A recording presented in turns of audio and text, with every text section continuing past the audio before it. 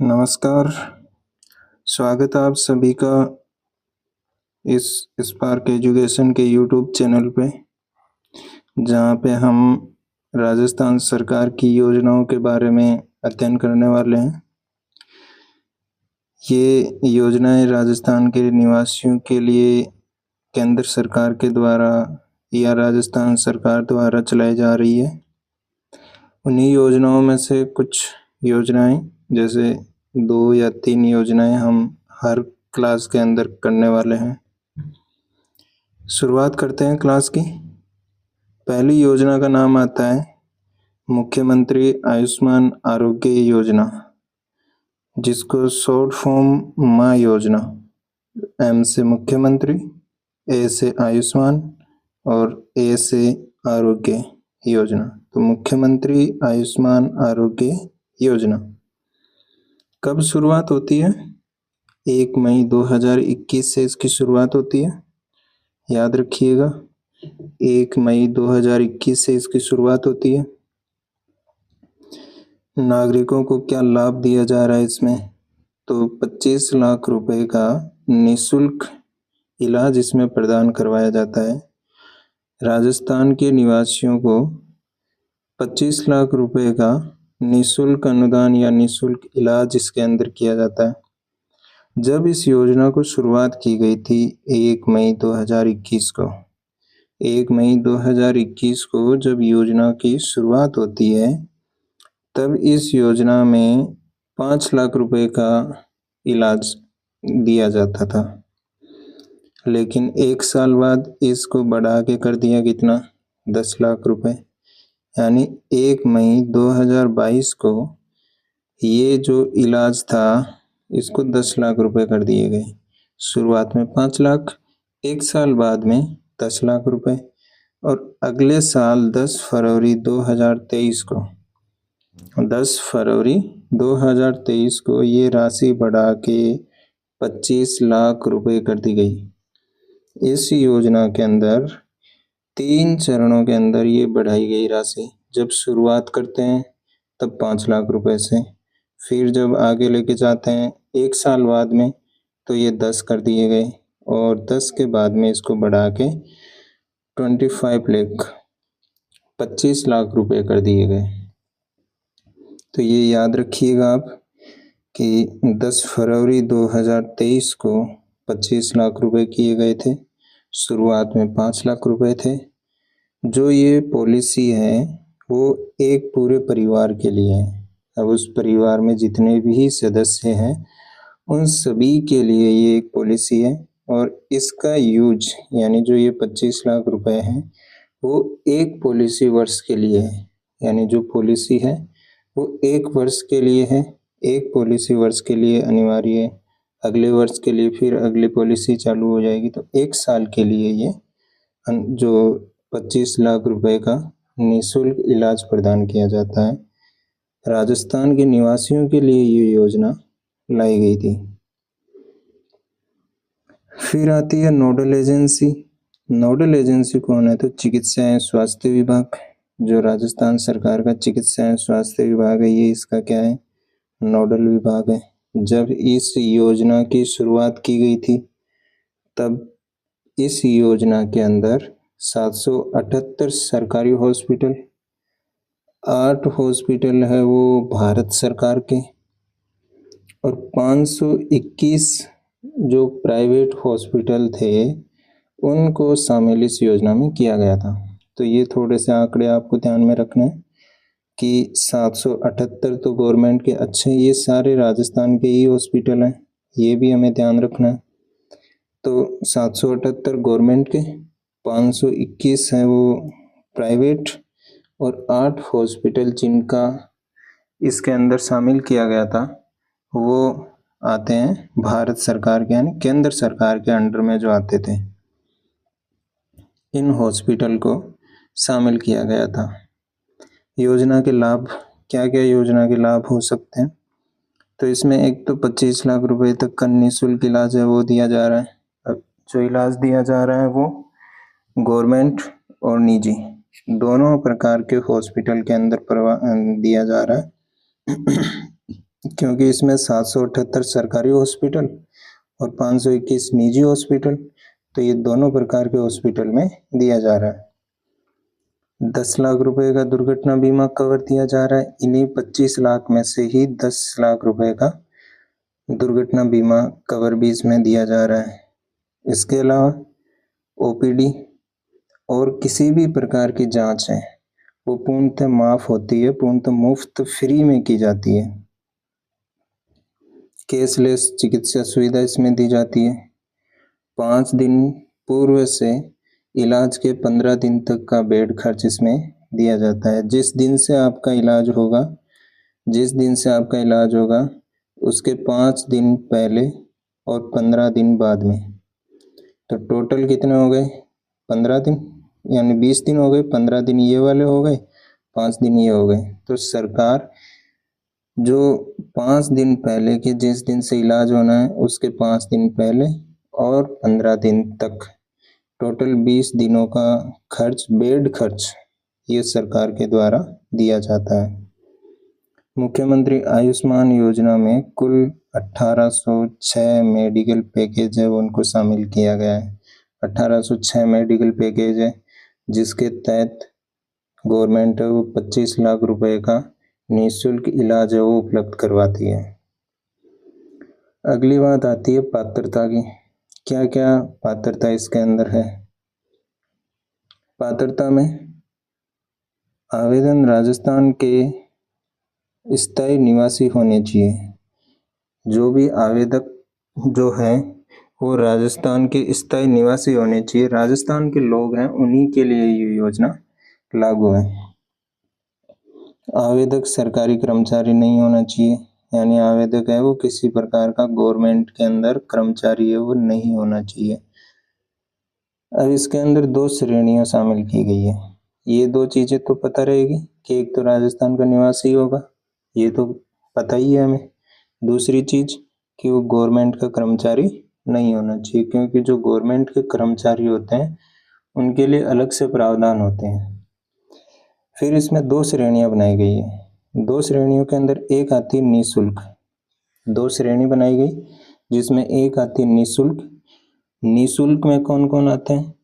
उसमें एक तो आ जाते हैं NFS है, जो नेशनल फूड सिक्योरिटी एक्ट के तहत जितने भी परिवार इसमें पंजीकृत है वो सारे के सारे परिवार माँ योजना के अंतर्गत आते हैं। जो ये नेशनल फूड सिक्योरिटी, इसमें जो जितने भी परिवार गवर्नमेंट से जो राशन वाले जो गेहूं वगैरह प्राप्त होते हैं वो सारे इसी के अंदर शामिल होते हैं। तो राष्ट्रीय खाद्य सुरक्षा अधिनियम के तहत जितने भी परिवार पंजीकृत हैं वो सभी इसमें शामिल होते हैं। फिर आता है राज्य के कृषक।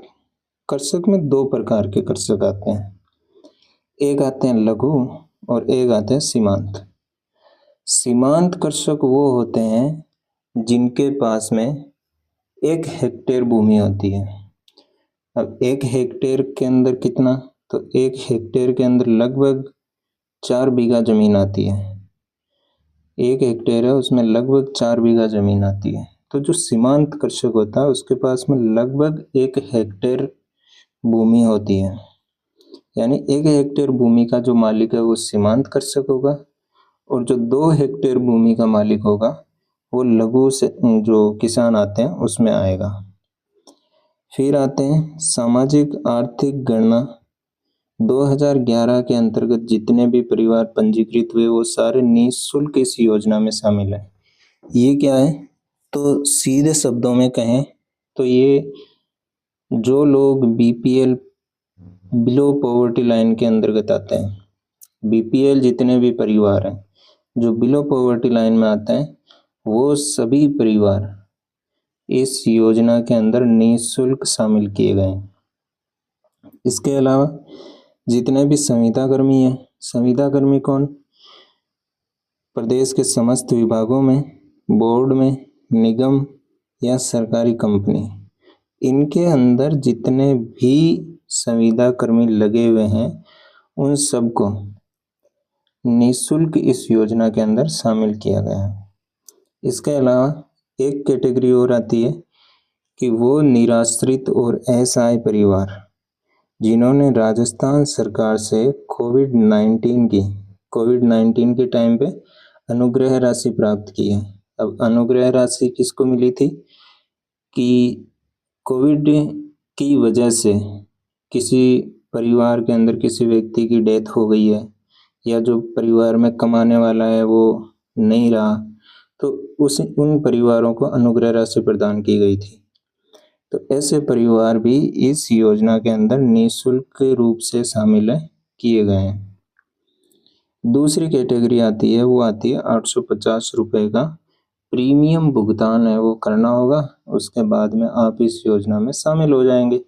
एक योजना जो 2 श्रेणियों के अंदर बटी हुई है, एक योजना माँ योजना, और ये 2 श्रेणियों में बटी हुई है। एक श्रेणी जिसके अंदर निःशुल्क परिवारों को ऐड किया गया है, एक श्रेणी दूसरी वो जिसमें 850 रुपये प्रति परिवार के प्रीमियम भुगतान करके इस योजना में शामिल किए गए हैं। तो जो 850 रुपये के जो भुगतान करेंगे वो कौन होंगे? प्रदेश के अन्य परिवार जो सरकारी कर्मचारी पेंशनर नहीं है।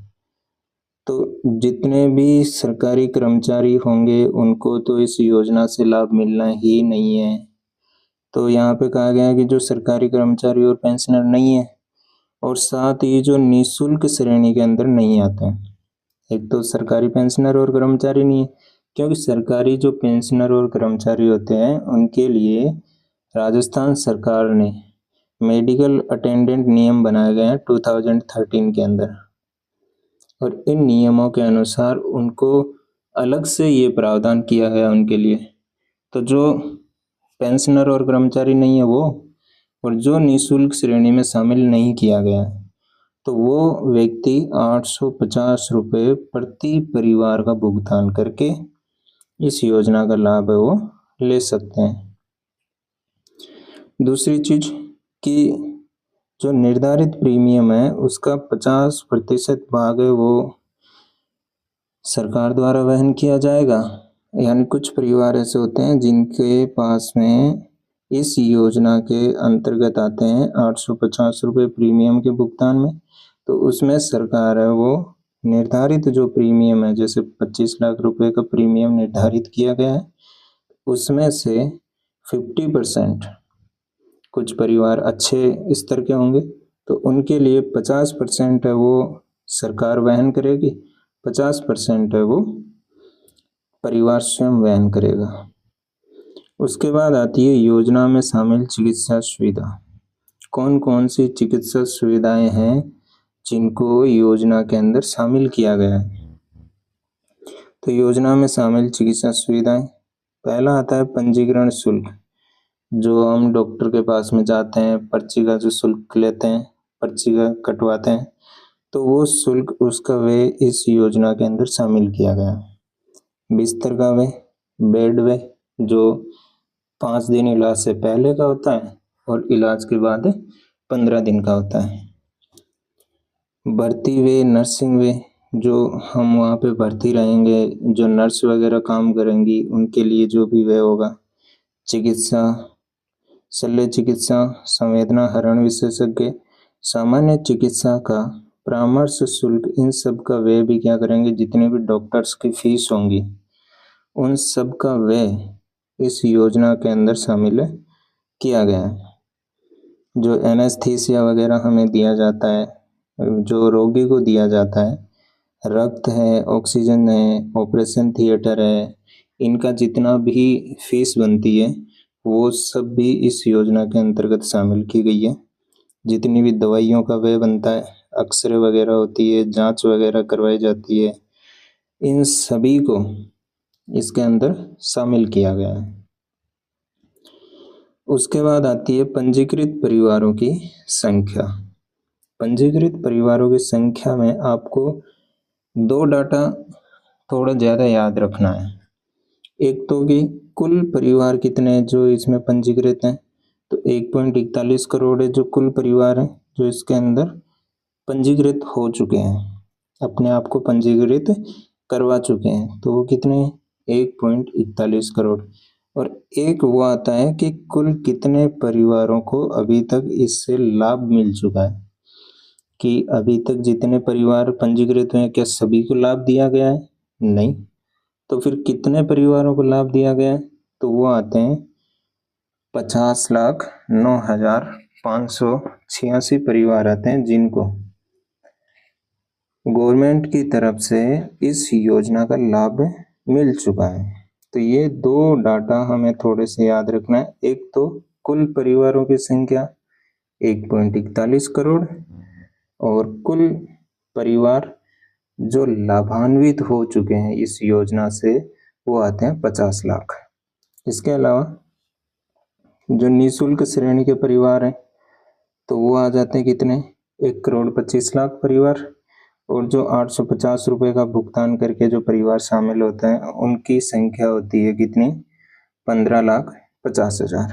तो ये दोनों भी थोड़ा देख लीजिएगा, पर फिर भी हमें ये ज़्यादा ध्यान रखना है कि कुल कितने परिवार पंजीकृत हैं 1.41 करोड़ और कितने लाभान्वित हो चुके हैं तो वो आते हैं 50 लाख। इसके अलावा इस योजना के अंदर अभी वर्तमान में कुछ नवाचार किए गए हैं। नवाचार क्या किए गए? एक तो इसका नाम परिवर्तन किया गया था, यानी जो अभी हम पढ़ रहे हैं माँ योजना के नाम से, ये नाम इसको दिया गया 19 फरवरी 2024 को। 19 फरवरी 2024 को इसको माँ योजना दिया गया नाम। इससे पहले नाम क्या था? तो वो था राजस्थान मुख्यमंत्री चिरंजीवी स्वास्थ्य बीमा योजना। 19 फरवरी को गवर्नमेंट ने, जब नई गवर्नमेंट बनती है बीजेपी की गवर्नमेंट, क्योंकि जब ये योजना आई थी 1 मई 2021 को, उस टाइम पे तत्कालीन मुख्यमंत्री श्रीमान अशोक गहलोत जी थे। और उसके बाद में 24 के अंदर नई गवर्नमेंट आ गई थी, तो 24 के अंदर जो भी योजनाएं हैं इनका नाम परिवर्तित कर दिया गया। तो इसका नाम भी परिवर्तन किया और नाम रखा क्या? मुख्यमंत्री आयुष्मान आरोग्य योजना। क्या नाम रखा गया? मुख्यमंत्री आयुष्मान आरोग्य योजना। तो इससे पहले क्या नाम था? मुख्यमंत्री चिरंजीवी स्वास्थ्य बीमा योजना। वर्तमान के अंदर इसमें और परिवर्तन किए गए हैं वो ये है कि संपूर्ण भारत के अंदर 30,000 से अधिक हॉस्पिटल इसमें शामिल कर लिए गए हैं। संपूर्ण भारत की बात कर रहा है। हमने अभी पहले पढ़े थे कि राजस्थान सरकार के द्वारा राजस्थान के ही हॉस्पिटल को ऐड किए गए थे, लेकिन यहाँ पे ये कह रहा है कि संपूर्ण भारत के। इसका मतलब ये है कि पूरे भारत के अंदर लगभग 30,000 से अधिक हॉस्पिटल हैं, उनके अंदर माँ योजना के तहत राजस्थान के स्थायी निवासी अपना इलाज करवा सकते हैं। तो यहाँ से है राजस्थान के निवासी संपूर्ण भारत में अपना इलाज मुख्यमंत्री आयुष्मान आरोग्य योजना के तहत सूचीबद्ध अस्पताल के अंदर। अच्छा, ये भी देखना जरूरी है कि वो माँ योजना के तहत सूचीबद्ध है कि नहीं, क्योंकि संपूर्ण हॉस्पिटल को तो ऐड नहीं किया गया है, कुछ पर्टिकुलर तो उनमें आ जाते हैं। 30,000 से अधिक, लगभग 31,000 के आसपास के हॉस्पिटल है पूरे भारत के जिनको इसमें शामिल किया गया है। तो जो सूचीबद्ध हॉस्पिटल है उनमें राजस्थान के स्थायी निवासी संपूर्ण भारत के जो सूचीबद्ध हॉस्पिटल है उनमें अपना इलाज करवा सकते हैं। एक नई चीज इन्होंने और जोड़ी और वो था कैंसर रोग में डे केयर पैकेज सुविधा।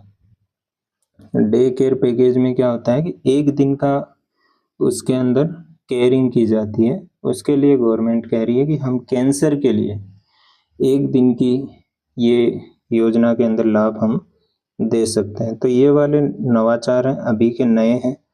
30,000 से अधिक हॉस्पिटलों को जोड़ दिया गया है और संपूर्ण भारत के अंदर इसको लागू कर दिया गया। माँ योजना नाम दिया गया, वो 19 फरवरी 2024 को दिया गया। अगली बात तो ये इसी में आ जाती है कि मुख्यमंत्री आयुष्मान आरोग्य योजना, जिसके अंदर निःशुल्क और कैशलेस उपचार दिया जा रहा है। अच्छा, ये आपको ध्यान रखनी है कि जो ये योजना है इसका एकीकरण कर दिया गया है। जो प्रधानमंत्री जन आरोग्य योजना जो चल रही थी उसके अंदर इसका एकीकरण कर दिया गया है। उसी के बाद में इसका नाम नया कर दिया, जो हम पढ़ ही रहे हैं अभी, मुख्यमंत्री आयुष्मान आरोग्य योजना। 30,000 से अधिक सरकारी और निजी दोनों हॉस्पिटल को शामिल किया गया। गंभीर बीमारियों के लिए पैकेज उपलब्ध करवा रहे हैं। कितना का पैकेज है? 25 लाख रुपए का। तो ये थी हमारी एक योजना और उसका नाम था मुख्यमंत्री आरोग्य योजना। शुरुआत होती है 1 मई 2021 से। तत्कालीन मुख्यमंत्री श्रीमान अशोक गहलोत, और उनके बाद में इसकी जब इन्होंने शुरुआत की थी तो 5 लाख रुपए से की। 1 साल बाद में 1 मई 2022 को 10 लाख रुपए और 10 फरवरी 2023 को 25 लाख रुपए कर दिए, जो अभी तक चले आ रहे हैं। अभी जो गवर्नमेंट है उसने ये प्रावधान किया कि एक तो कैंसर के लिए डे केयर पैकेज शामिल किया उसमें। अच्छा, टोटल पैकेज कितने हैं? 1806 प्रकार के पैकेज इसमें शामिल है, और जो 1806 प्रकार के इसमें पैकेज हैं वो शामिल किए गए हैं। और कैंसर डे केयर है वो अभी लेटेस्ट इसमें शामिल किया गया है। 30,000 से अधिक गवर्नमेंट के और प्राइवेट हॉस्पिटल इसके अंदर शामिल है। उसके अलावा अगली योजना के बारे में पढ़ते हैं, वो आती है मुख्यमंत्री आयुष्मान दुर्घटना बीमा योजना।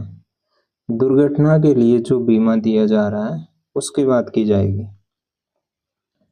शुरुआत कब से होती है? शुरुआत वही 1 मई 2022 से, जब माँ योजना के अंदर 5 लाख रुपए से 10 लाख किए गए थे, उस टाइम पे इस योजना को शुरुआत की गई। 1 मई 2022 में 10 लाख रुपए किए गए, और इसकी शुरुआत भी कब से होती है? 1 मई 2022 से। नोडल एजेंसी राज्य बीमा प्रावधायी निधि विभाग। लाभ कितना मिल रहा है? तो 1.5 लाख रुपए से 10 लाख रुपए का निःशुल्क दुर्घटना बीमा दिया जा रहा है। ये भी हमें ध्यान रखना है कि निःशुल्क दुर्घटना बीमा प्रदान किया जा रहा है। ये अलग अलग कैटेगरियों के अंदर अलग अलग तरीके से दिए जाते हैं। कैसे? कि यदि कोई व्यक्ति है, उसका एक अंग है, एक अंग पूर्णतः निष्क्रिय हो गया, तो उसको 1.5 लाख रुपए दिए जा रहे हैं।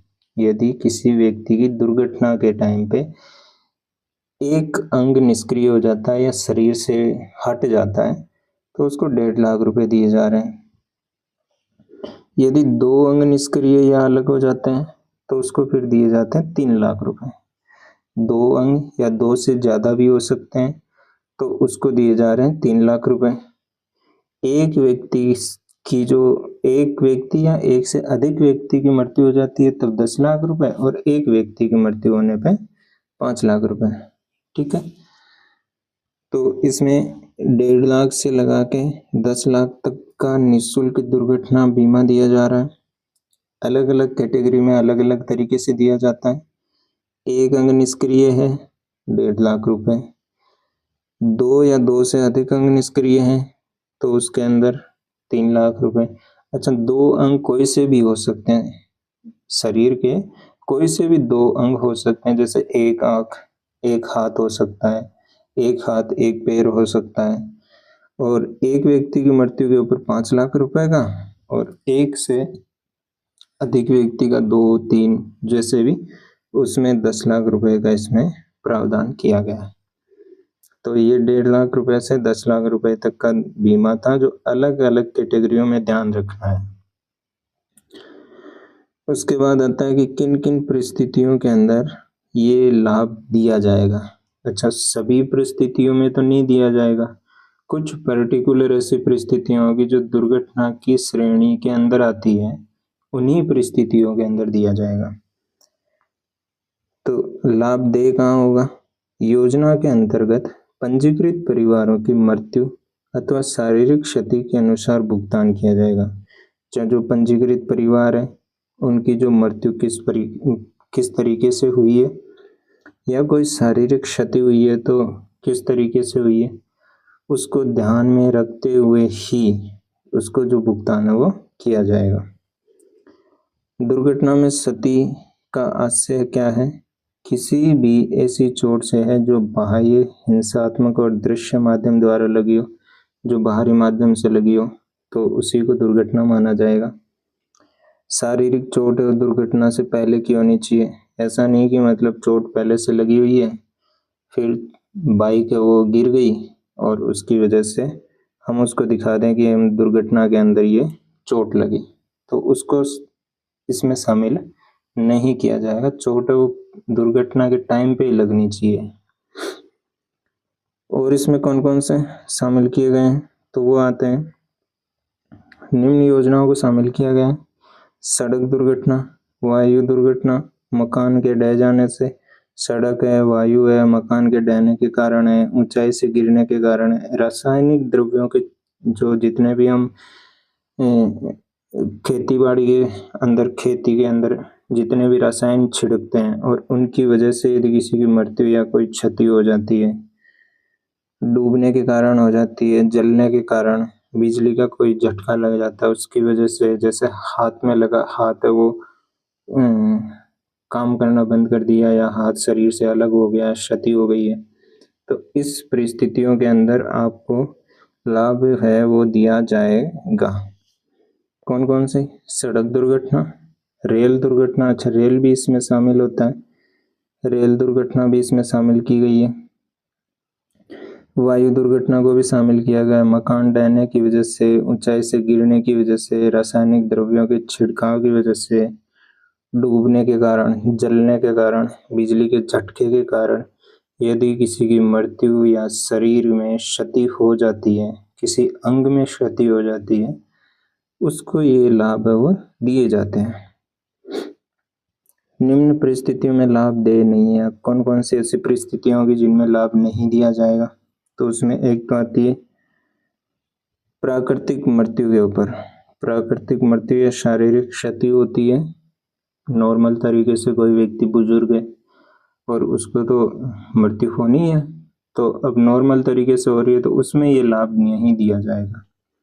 इसके अलावा किसी भी प्रकार की जो बीमारियां होती है, जैसे कैंसर है, टीबी है, हार्ट अटैक है, पैरालिसिस हो जाना, पागल हो जाना, तो इन प्रकार की जितनी भी जो बीमारियां होती है वो इस योजना में शामिल नहीं होती। अच्छा, इनके लिए अलग से योजनाएं, बहुत सारी अलग अलग योजनाएं अलग अलग बीमारियों के लिए चलाई जा रही है, लेकिन इस जो दुर्घटना बीमा योजना है इसमें इनको जितनी भी डिजीज हैं उनको शामिल नहीं किया गया है।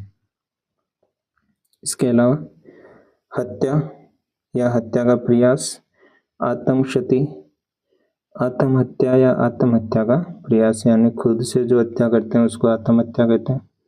तो आत्महत्या कर रहे हैं या आत्महत्या का प्रयास किया और उस टाइम पे कुछ लग गई वगैरह या कुछ हो गया, तो उस टाइम पे ये दयनीय है। हत्या या हत्या का प्रयास किसी दूसरे के द्वारा किया जाता है, हत्या का प्रयास, तो उस टाइम पे ये दयनीय है। या खुद को ही हम अपने आप को क्षति पहुंचाते रहते हैं तो उसमें भी ये दयनीय है। जो एल्कोहल वगैरह होते हैं, ड्रग्स वगैरह होते हैं, इनके सेवन से मृत्यु हो जाती है किसी की, तो उस टाइम पे नहीं दिया जाएगा। चिकित्सा और शल्य क्रिया के दौरान जो डॉक्टर्स की वजह से, तो उसमें दूसरे प्रावधान है, इस दुर्घटना योजना के अंदर इसको शामिल नहीं किया गया। नाभिकीय विकिरण और परमाणु अस्त्रों के कारण जो भी क्षति होती है उसकी वजह से नहीं होगा। युद्ध में, विदेशी आक्रमण में, गृह युद्ध, देशद्रोह, राष्ट्रीय विरोधी जो गतिविधियां आती है इनके अंदर किसी भी मृत्यु हो जाती है या क्षति हो जाती है, तो इन परिस्थितियों में ये देय नहीं होगा। इसके अलावा जहरीले जंतु के खाने की वजह से, तो जहरीले जंतु के कारण यदि मृत्यु हो जाती है, जैसे सांप ने काट लिया, तो इस योजना में वो शामिल नहीं है। इसके अलावा इसकी पात्रता क्या होनी चाहिए? सबसे मेन पात्रता सेम है, स्थायी निवासी होना चाहिए। कहाँ का? राजस्थान का। जन आधार कार्ड होना चाहिए, तो कोई व्यक्ति है उसका जन आधार कार्ड होना चाहिए। अच्छा, व्यक्ति पर्टिकुलर व्यक्ति का जन आधार कार्ड नहीं होता है, परिवार का जन आधार कार्ड होता है, और एक व्यक्ति का आधार कार्ड होता है, तो जो आपके पास में जन आधार कार्ड है उसमें आप शामिल होना चाहिए, तभी आपको इसका लाभ मिलेगा। लाभार्थी मुख्यमंत्री आयुष्मान स्वास्थ्य बीमा योजना के अंतर्गत पंजीकृत होना चाहिए। आयुष्मान स्वास्थ्य बीमा योजना चलती है जो स्वास्थ्य के लिए चलाई गई है, तो उसके अंतर्गत भी क्या होना चाहिए, पंजीकृत होना चाहिए। प्राकृतिक मृत्यु नहीं होनी चाहिए। अपंगता योजना में शामिल किसी एक दुर्घटना में घटित होनी चाहिए, यानी दुर्घटना के लिए जो क्राइटेरिया डिसाइड किया गया है उसमें वो घटित होनी चाहिए, तभी उसको पात्र माना जाएगा।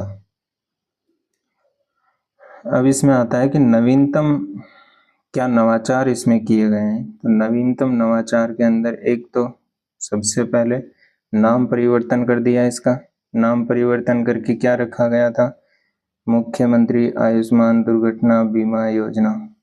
अच्छा, तो ये अभी रखा गया है, कब, पिछली जो हमने पढ़ी थी कौन सी, मुख्यमंत्री आयुष्मान आरोग्य योजना, उसका नाम परिवर्तन कब किया गया, 19 फरवरी को, और 19 फरवरी को ही इसका नाम परिवर्तन किया गया, 19 फरवरी 2024 को। तो दोनों योजनाओं का जो नाम परिवर्तन है वो एक ही टाइम पे किया गया है, 19 फरवरी 2024 को मुख्यमंत्री आयुष्मान दुर्घटना बीमा योजना कर दिया गया। इसका मतलब पहले कोई दूसरा नाम था, वो क्या था, मुख्यमंत्री चिरंजीवी दुर्घटना बीमा योजना। क्या नाम था, मुख्यमंत्री चिरंजीवी दुर्घटना बीमा योजना। शुरुआत कब से होती है, जब से इसकी शुरुआत हुई है तभी यही नाम दिया। कब शुरुआत हुई, 1 मई 2022 को इसकी शुरुआत होती है। शुरुआत इसकी 1 मई 2022 को हो जाती है, लेकिन 1 अप्रैल 2026 से इसको प्रभावी किया गया है। यानी जो वर्तमान गवर्नमेंट है इसने अभी लेटेस्ट 1 अप्रैल 2026 को इसके अंदर फंड प्रोवाइड करवाए गए थे, जिसके तहत इसको प्रभावी किया गया। अब से इसको लागू तो इसको कर दिया गया था 1 मई 2022 से, लेकिन प्रभावी नहीं हो पाई थी क्योंकि फंड इसमें अलॉट नहीं किया गया था। अभी वर्तमान गवर्नमेंट ने इसके अंदर फंड अलॉट किया है, तो वो प्रभावी किया गया है 1 अप्रैल 2026 से। सरकार द्वारा विद्युत कंपनियों में जो विद्युत कर्मी है उनके परिवारों को भी इसमें शामिल कर लिया गया है। जितने भी विद्युत कर्मी हैं जो विद्युत कंपनियों में कार्य करते हैं उनके परिवारों को इस योजना का लाभ मिलेगा। इसके अलावा 1 वर्ष का शिशु, अब जो 1 वर्ष का शिशु होता है उसका तो आधार कार्ड बनता नहीं है। जब आधार कार्ड नहीं बनता है तो वो जन आधार में कैसे शामिल होगा। तो इसी के लिए गवर्नमेंट ने कहा कि हम 1 वर्ष का जो शिशु है उसको भी इस योजना का लाभ देने जा रहे हैं। तो ये कुछ नवाचार हुए थे। इनमें से एक तो ये ध्यान रखना है कि 1 वर्ष के शिशु को भी इसमें शामिल किया गया है। दूसरा कि विद्युत कंपनियों के अंदर जितने भी विद्युत कर्मी काम कर रहे हैं उनके परिवारों को भी शामिल किया गया है। और इसके अलावा 1 अप्रैल 2026 को इसके अंदर फंड प्रोवाइड करवाए गए थे और यहाँ से प्रभावी होती है। आगे चलते हैं तो इसमें आता है कि आवेदन की बात करते हैं। आवेदन कब कर सकते हो आप, तो उसमें आवेदन की बात करें तो आवेदन दुर्घटना या मृत्यु के 30 दिन तक का प्रावधान था। कब, पहले इसके अंदर जब इसकी शुरुआत की गई थी तो इसको मैनिफेस्टो में यही कहा गया था कि दुर्घटना या मृत्यु उसके 30 दिन के भीतर इसके अंदर आपको आवेदन करना होगा, तब तो आप इसमें योग्य हैं। यदि 30 दिन के बाद आप इसमें आवेदन करते हो तो योग्य नहीं होंगे। लेकिन वर्तमान में इन दिनों की संख्या को बढ़ाकर कितना कर दिया है, 60 दिन, 60 डेज। तो 60 डेज कर दिया, 30 की जगह कितने हो गए, 60 दिन हो गए। और यदि किसी विशेष परिस्थिति में है, मान लो बहुत क्रिटिकल स्टेज में है, तो विशेष परिस्थिति में ये कितने दिए गए हैं, 90 दिन दिए गए हैं इसमें। ठीक है, तो शुरुआत में 30 दिन थे, वर्तमान में 60 दिन कर दिए गए, और आगे इसके अंदर की कोई विशेष परिस्थिति है तो उसमें हम आपको कितने दिन दे रहे हैं, 90 दिन दिए जा रहे हैं। ये इसके अंदर कुछ नया किया गया था, ये सारी चीज़ें यहाँ से उठाई गई है। पूरा दे रखा है 10 लाख रुपए तक का निःशुल्क दुर्घटना बीमा दिया जाएगा इसमें। ये यहाँ पे दे रखा है कि मृत्यु या क्षति पे कब कब आप क्लेम कर सकते हो। तो इसमें सड़क दुर्घटना, रेल दुर्घटना, वायु दुर्घटना, ऊंचाई से गिरना, मकान के ढहने से, बिजली झटके, ये सारे इसमें दिए हुए हैं। तो ये थी आपकी मुख्यमंत्री आयुष्मान दुर्घटना बीमा योजना, जिसमें 10 लाख रुपए का प्रावधान है। इससे पहले हमने पढ़ी थी मुख्यमंत्री आयुष्मान आरोग्य बीमा योजना और आरोग्य योजना, और तो उसके अंदर दिए जा रहे थे 25 लाख रुपए।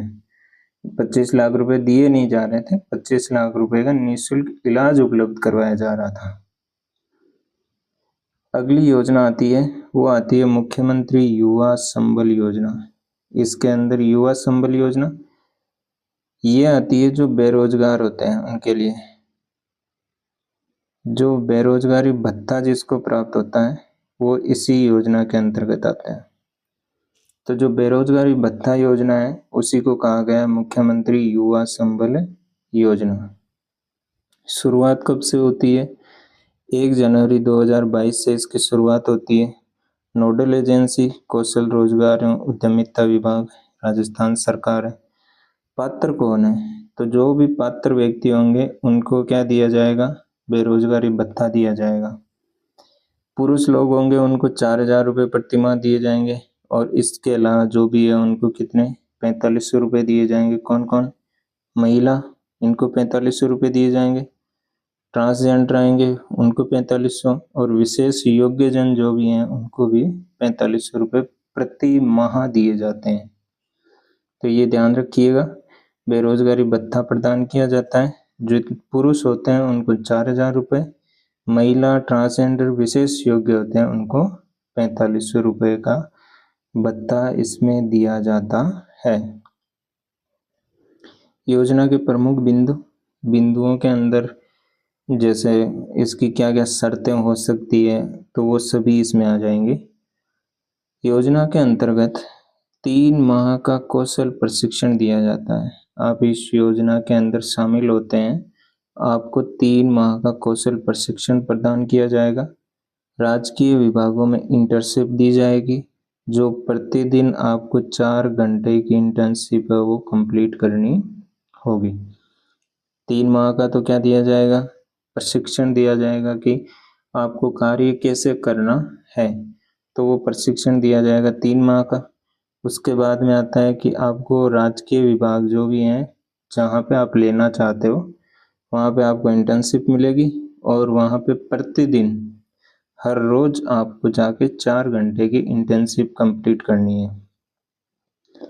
इसके अलावा बेरोजगारी भत्ता पाने के लिए आवेदक स्थानीय रोजगार कार्यालय के अंदर पंजीकृत होना चाहिए। तो जो जिला स्तरीय जो रोजगार कार्यालय हैं उनके अंदर पंजीकरण होना जरूरी है। जब हम फॉर्म वगैरह भरवाते हैं तब पंजीकरण होने के बाद में ही हमें राजकीय विभाग अलॉट किए जाते हैं, तो पंजीकरण तो होगा ही।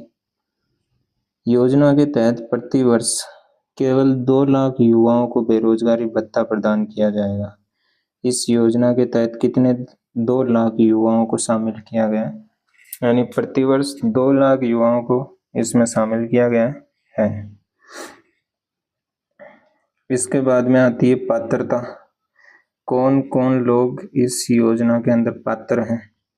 एक तो आते हैं कि आवेदक राजस्थान का मूल निवासी होना चाहिए। आवेदक जो भी व्यक्ति इसमें आवेदन कर रहा है वो मूल निवासी होना चाहिए। उसके पास में स्नातक की डिग्री होनी चाहिए, स्नातक ग्रेजुएशन कंप्लीट होनी चाहिए। आवेदक किसी भी सरकारी, गैर सरकारी और निजी क्षेत्र में कार्यरत नहीं होना चाहिए, यानी जो भी व्यक्ति गवर्नमेंट में या किसी गैर गवर्नमेंट में, किसी कंपनी वगैरह में, किसी और अदर सेक्टर के अंदर यदि वो निजी तरीके से भी कहीं पे भी कार्य कर रहा है तो वो इसके लिए पात्र नहीं माना जाएगा। आवेदक के पास स्वरोजगार भी नहीं होना चाहिए। स्वरोजगार वाला तो क्यों ही करेगा, तो स्वरोजगार नहीं होना चाहिए। 30 वर्ष से अधिक नहीं होनी चाहिए। अच्छा, इसको वर्तमान सरकार ने आयु बढ़ाकर इसमें 35 वर्ष कर दी है। ये थोड़ा सा आप चेंज कर लेना यहाँ पे। इसके अलावा एक परिवार में अधिकतम 2 ही व्यक्ति बेरोजगारी भत्ता पाने के पात्र होंगे। यानी एक परिवार में मान लो 4 बहन भाई हैं और तो चारों में से सिर्फ 2 बहन भाई हैं, उन्हीं को इसकी योजना का लाभ मिलने वाला है। तो ये आपको ध्यान रखना है। पात्रता कौन कौन होंगी? मूल निवासी होना चाहिए राजस्थान का, ग्रेजुएशन कंप्लीट होनी चाहिए, कहीं पे भी कार्य करने वाला नहीं होना चाहिए, स्वरोजगार नहीं होना चाहिए, आयु है वो कितनी 35 वर्ष से ज़्यादा नहीं होनी चाहिए, और अधिकतम 2 व्यक्ति बेरोजगारी भत्ता है वो एक परिवार के 2 व्यक्ति बेरोजगारी भत्ता प्राप्त कर सकते हैं। ये गवर्नमेंट का है। खुशहाल युवा, खुशहाल राजस्थान, तो युवा संबल राशि 4,000 रुपये दिए जा रहे हैं पुरुष को और 4500 रुपये दिए जा रहे हैं महिला, ट्रांसजेंडर और विशेष योग्यजन को। तो ये हमने 3 योजनाओं के बारे में पढ़ा आज, और मुझे उम्मीद है कि आपको समझ आई होंगी। अगले संडे को हम फिर योजनाओं के साथ में मिलेंगे, नई योजनाओं के साथ में। तब तक के लिए जय हिंद, जय भारत।